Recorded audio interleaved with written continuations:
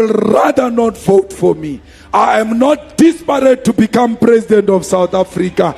I am desperate to unite the African continent.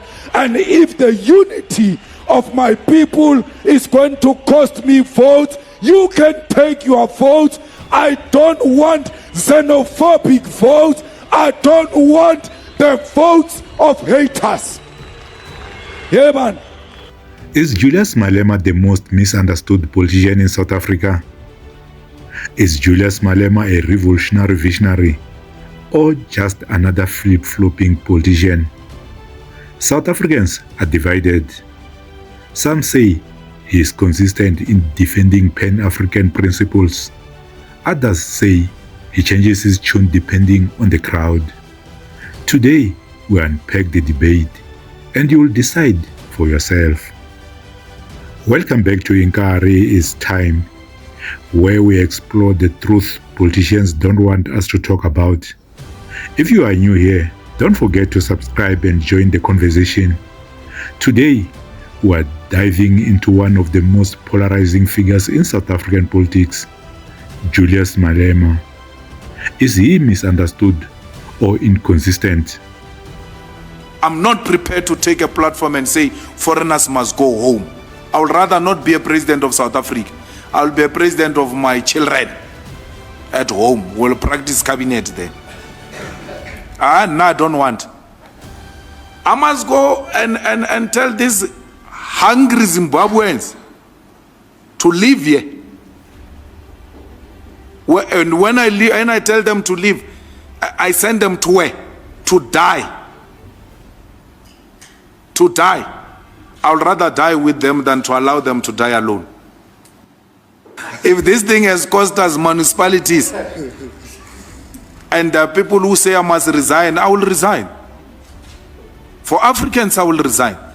For black people, I will resign. I have no problem. The two sides. The case for Malema being misunderstood. Malema has consistently emphasized the self-reliance for African nations. In 2022, he said South Africans must be prioritized for jobs, urging visits to hospitality venues to check how many locals were being hired. Recently, he repeated the same message. Zimbabweans must fix their country instead of fleeing it. Supporters argued this is not contradiction, it's Pan-Africanism in action. South Africa cannot forever carry the burden of failed states. Fighters, don't allow, we are poor, we are unemployed, we want jobs. When you go to restaurants, foreigners are working in restaurants. Do not hate foreigners. Hate the owner of the restaurant, because those foreigners did not hire themselves. eThekwini, Joburg, Tshwane, PE, all metros, please. From next week, we are visiting not violently, leadership only. We are visiting the hospitality industry. We want the owner of Hilton Hotel in Durban to tell us how many South Africans are working here. Asilwe nabafowethu, we're together. But if I get a tender, I come from Limpopo. If I get a tender in Umlaas, the law says when you arrive in Umlaas, you must hire locals. Why is that law not applying in Hilton Hotel? Why is that law not applying in Signature Restaurant in Johannesburg? Every hospitality industry must be visited.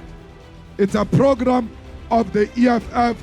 Do not fight our African brothers and sisters. They did not hire themselves. And when you leave, you must address our African brothers and sisters that the reason they hire you is because they want to violate your rights. It's because they don't want to pay you well. The case against him, flip-flopping. Critics remember when, as the ANC Youth League president, he told foreigners to, open quote, go home and fix your country, close quote. Later, as EFF leader, he declared, open quote, borders are colonial constructs, close quote, and welcomed open migration. Now he sounds restrictive again, saying South Africans must be prioritized for jobs. To many, this feels inconsistent, as if he shifts depending on political convenience.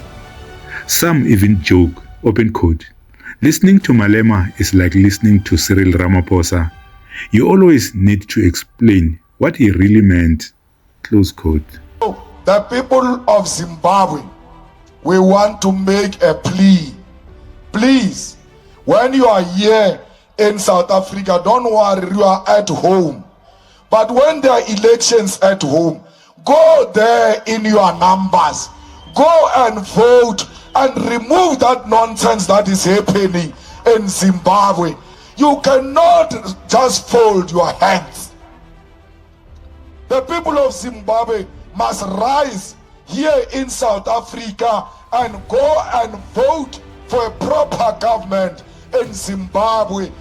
So sishiwo aremeng ka maoto a hona motho a tlo rintsha mo bothateng ba John Mpe ke rena re tlo kintsha mo bothateng ba John Mpe because ke rena re ke tsentshitse mo bothateng.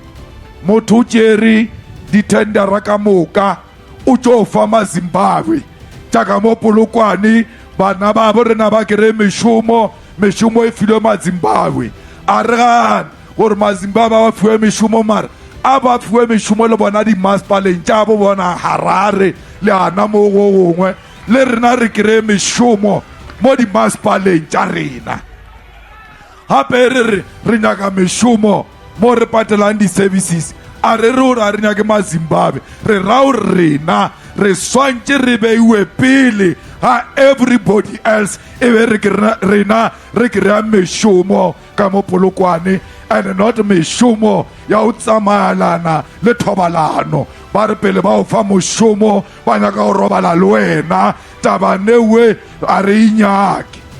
Who brought corona here, and the gates are open for white people who brought corona to continue bringing it into the country because we are scared of white people.